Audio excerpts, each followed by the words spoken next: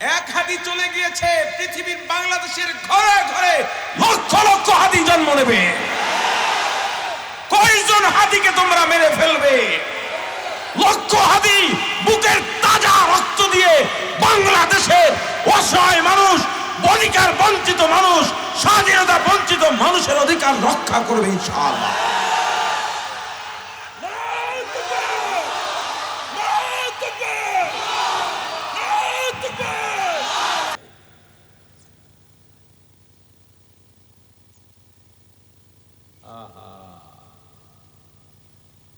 এটা কি সত্য?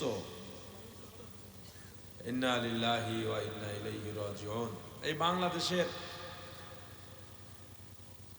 আমি তো মোহাম্মদ বিন ফাতির মতো মনে করি আমাদের ওসমান হাদিকে অল্প বয়সেই বাংলাদেশ ইতিহাস সৃষ্টি করে আল্লাহর মেহমান হয়ে চলে গিয়েছেন।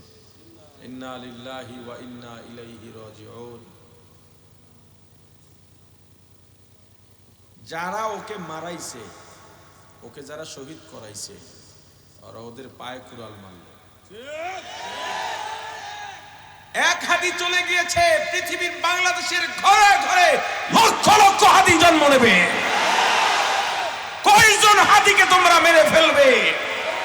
লক্ষ হাদি বুকের তাজা রক্ত দিয়ে বাংলাদেশের অসহায় মানুষ, অধিকার বঞ্চিত মানুষ, স্বাধীনতা বঞ্চিত মানুষের অধিকার রক্ষা করবে ইনশাআল্লাহ।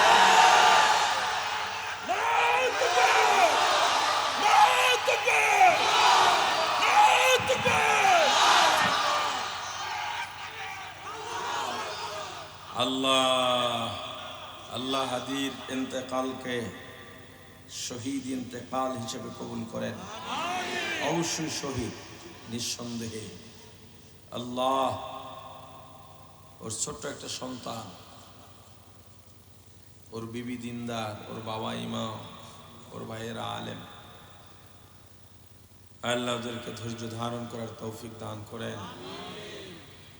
আমরা আপনার কাছে সবাই দোয়া করেছিলাম হাদির জীবনের জন্য, সুস্থতার জন্য। আপনার ফয়সালার উপরে আমাদের কিছু করার নাই, হয়তো আপনার পরিকল্পনা আরো ভালো। আল্লাহ আপনি আমাদেরকে হাদির অসমাপ্ত কাজগুলো সম্পন্ন করার তৌফিক দিয়ে।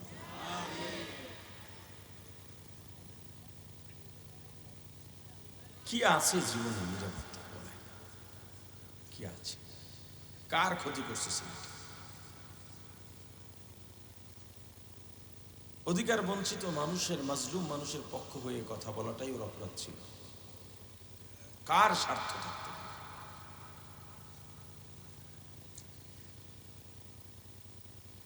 এখনো সময় আছে ইসলাম প্রতিষ্ঠা করার। না হয় রাস্তাঘাটে কুকুরের মতো মরতে হবে। আল্লাহ হেফাজত করেন। আর জোরে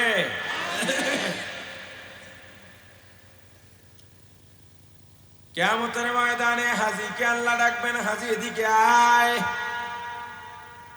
হাজী তো যাবে খুব ভাবসাব লইয়া, কারণ কিয়ামতের ময়দানে 10 জন মানুষ বিনা হিসাবে জান্নাতে যাবে। এর মধ্যে একজন একজন হাজী, হাজী সাহেব।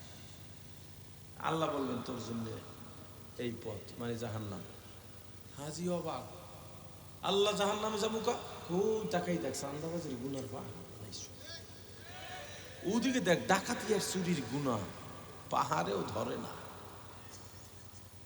হাজী বলবে আল্লাহ নামাজ বাদ দিই নাই, তাহাজ্জুদ বাদ দিই নাই, ইশরাক আওয়াবিন চাস্তের নামাজও বাদ দিই নাই।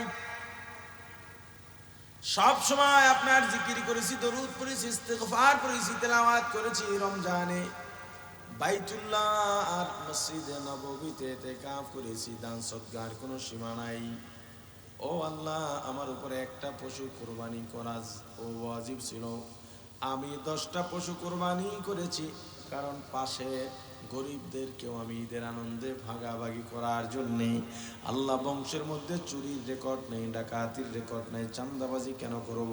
কোনো পলিটিক্স করি নাই, দল করি নাই, পদ পদবীর লড়াই করি নাই, আধিপত্য বিস্তারে কাজ করি নাই, কারণ আল্লাহ আপনি এত সম্পদ দিয়েছেন, আমাদের ওগুলোর কোনো কিছুর দরকার ছিল না।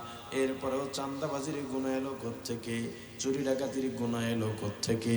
আল্লাহ বলবেন নির্বাচন হয়েছিল নি? বলে হ্যাঁ। ভোট দিছিলা কারে?